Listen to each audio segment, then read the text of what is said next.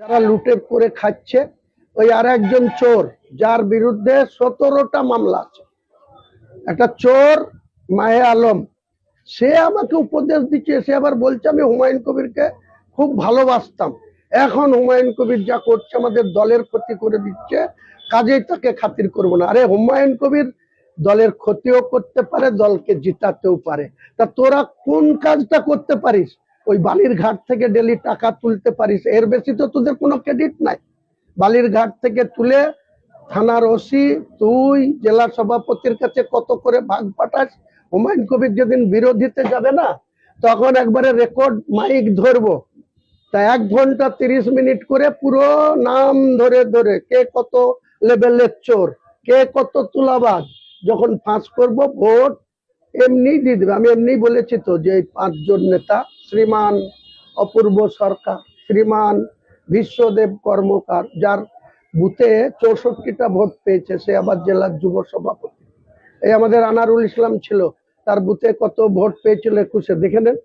আর সে 22-এ পৌরসভা নির্বাচনে পুলিশের সহায়তায় 28টা সিটের ভিতরে 22টা জিতেছে, আর 6টা কংগ্রেস জিতেছে। 6টা কাউন্সিলরওয়ালা ভোট পাচ্ছে 44,700, আর 28টা কাউন্সিলর ভোট পাচ্ছে 12,900। তারা আমাদেরকে নেতৃত্ব দেবে, তারা আমাকে উপদেশ দিবে। হুমায়ুন কবিরের এখনো অত অভাগা হয়নি, অত দৈন্যদশা হয়নি যে এই সমস্ত ভুঁইফোড় নেতাদের নির্দেশ আমাকে মানতে হবে। তা শৃঙ্খলা কমিটিকে আমি চ্যালেঞ্জ করব না, কারণ ওনারা অনেক সুপার পাওয়ার জায়গায় আছে, রাজ্যের মুখ্যমন্ত্রীর ঘনিষ্ঠ বৃত্তে আছে, তারা আমার বিরুদ্ধে ব্যবস্থা নিতেই পারে।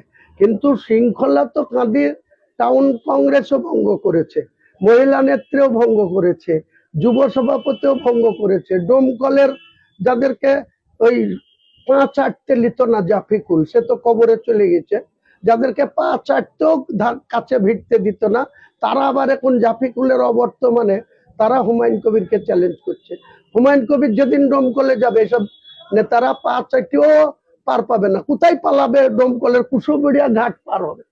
আমি জানি কাঁদিতে যেদিন যাব, যে মাতব্বরের পাওয়ারে এত করছে, মাতব্বরকে যেদিন ঘিরবো, কাঁদির কত লোকের সাথে কিভাবে টর্চারিং করছে সব এভিডেন্স নিয়ে যাব। তখন রাজ্য যখন এটা দেখবে না, আপনারা যখন লাইভ দেখাবেন, তখন মুখ্যমন্ত্রী দেখবে ওরে বাবারে, তাড়াতাড়ি একে সরিয়ে আবার গ্যারেজ করে দিই। হ্যাঁ, এই টাকা তোলার জায়গা থেকে আপনি গ্যারেজ করে দিতে, আমার হারানোর কিছু নাই। আমি হুমায়ুন কবির এমএলএ হয়ে জন্মাইনি, এমএলএ হয়ে মরতে হবে এমন কোনো দস্তখত কাউকে লিখে দিইনি। এমপি হতে হবে তারও কোনো স্বপ্ন নাই। মন্ত্রী একবার নিজে নেত্রী করেছিল, আমি বলিও নি, করেছিল, হয়েছিলাম।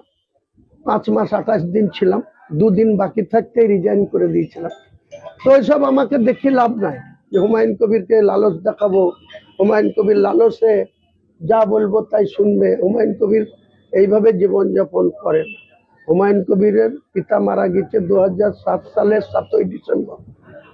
বেঁচে থাকা পর্যন্ত 88 বছর বয়সে আমি আমার পিতা হলেও ছাড়িনি। অন্যায় করেছে, তার বিরোধিতা করেছি। তার পক্ষপাতিত্ব করার জন্য আমার মেজ ভাই সুসাইড করেছিল, আর সেইটাকে প্রতিবাদ জানিয়ে আমি বাড়ি ছেড়েছিলাম। 1982 সালে যখন দলে ঢুকেছি, 82 সালে বাড়ি ছেড়েছিলাম, 92 সাল পর্যন্ত 10 বছর বাড়ি ঢুকিনি। আজও হুমায়ুন কবিরের যা সম্পদ আছে নিজের যোগ্যতায় রোজগার করে আছে।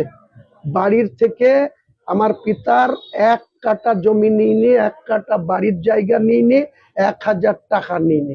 নিজে 78 সাল থেকে 16 বছর বয়স থেকে রোজগার করে হুমায়ুন কবির আজ জিরো হয়েছে।